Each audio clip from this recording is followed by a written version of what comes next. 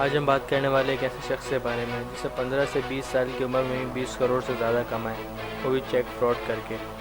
उसकी वजह से उसे 5 साल की जेल भी हुई और फिर वो 2 बार पुलिस कस्टडी से भी भागे हैं। एक बार जब एक एयरक्राफ्ट लैंड हो रहा था और दूसरी बार जब वो एक पेनिट्रेटरी में कैद किए गए थे, जो एक तरह की जेल होती है। वहाँ पर उन्होंने बीमारी का बहाना किया और भागने की कोशिश की, लेकिन वो फेल हो गए। उसके बाद अपने 21वें बर्थडे से पहले वो एक फेडरल गवर्नमेंट में डिपार्टमेंट ऑफ चेक फ्रॉड में उन्होंने नौकरी शुरू कर दी। उनका नाम है फ्रैंक विलियम एबिगनेल जूनियर। आज मैं आपको उनकी लाइफ बायोग्राफी के बारे में बताने वाला हूँ। वो अपने 4 भाई बहनों में से एक भाई है। वो 14 साल के थे जब उनके पेरेंट्स का डिवोर्स हो गया।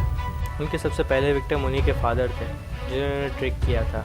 उनके फादर ने उन्हें गैसोलीन कार्ड दिया था, जो हर गैसोलीन स्टेशन पे चलता था। तो उन्होंने हर गैसोलीन स्टेशन से अलग बैटरीज और टायर्स और अलग कार रिलेटेड चीज़ें ली और फिर उन्हें वापस करा कि उसके बदले में उनसे पैसे मांगे। इसकी वजह से उनके फादर को $3,400 का बिल पे करना पड़ा था। उन्होंने अपने फ्रॉड की शुरुआत अपने ही ओवरड्राउन अकाउंट से की, जिसके वो चेक्स बनाते थे और पेमेंट्स निकलवा लेते थे। लेकिन अकाउंट माइनस में जाने की वजह से बैंक से पेमेंट मांगना शुरू कर दी थी।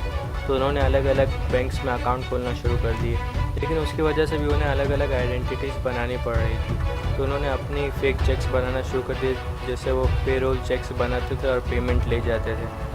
और एक और जो बहुत बड़ी ट्रिक वो यूज़ करते थे, वो अलग अलग चेक्स का मैग्नेटिकली नंबर चेंज करते थे। जैसे कि वो बैंक अकाउंट नंबर चेंज कर देते थे और दूसरे की पेमेंट अपने अकाउंट में ट्रांसफ़र करवा लेते थे। उन्होंने अपनी एक स्पीच में अपने एक किस्से के बारे में बताया था जो फ्रॉड के बारे में था। उन्होंने इसके लिए नोटिस किया था कि बहुत सी एयरलाइंस और कार रेंटल कंपनीज अपने पूरे दिन का कलेक्शन एक बैग के अंदर रख के ड्रॉप बॉक्स में डाल देती हैं, जो एयरपोर्ट पर होता है। तो उन्होंने एक कॉस्ट्यूम लिया सिक्योरिटी गार्ड का, एक कॉस्ट्यूम शॉप से उधर चले गए और उधर ड्रॉप बॉक्स के ऊपर लिख दिया आउट ऑफ ऑर्डर, और उधर से वो पैसे लेके फरार हो गए।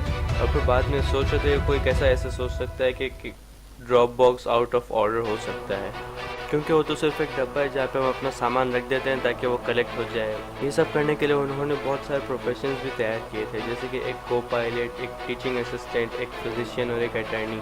और एक अटर्नी बनने के लिए उन्हें एक एंट्रेंस एग्ज़ाम पास करना पड़ा था, जिसे उन्होंने 2 बार फेल होकर तीसरे अटेम्प्ट में पास कर लिया था, वो भी सिर्फ 6 हफ्ते पढ़कर। ये सब होने के बाद जब उन्हें जेल हुई तो उन्हें एक फेडरल पेनिट्रेटरी में रखा गया था, जो एक बहुत बुरी प्रिजन थी।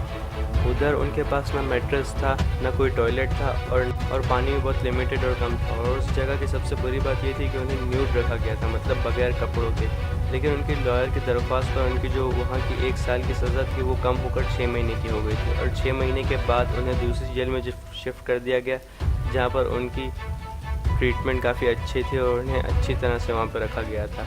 उन्होंने अपने 12 में से 5 साल सज़ा काटने के बाद एक फेडरल एजेंसी में चेक फ्रॉड के डिपार्टमेंट में अपना काम करना शुरू किया और वहीं से उनकी ज़िंदगी बिल्कुल बदल गई।